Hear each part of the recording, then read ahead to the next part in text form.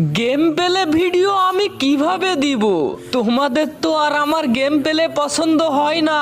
যদি মারি বট আমি তখন সবাই বলো তুমি খেলো ব্যাটেল রয়্যাল ভাইয়া।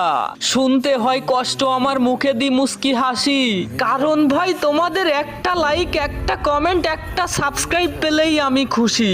কত শত প্লেয়ার গেছে হারিয়ে তোমাদের সাপোর্টের অভাবে। এখনো অনেক কন্টেন্ট ক্রিয়েটর আছে যারা গেম পেলে ভিডিও আপলোড দেয় কিন্তু সাপোর্ট পায় না কারো কাছ থেকে।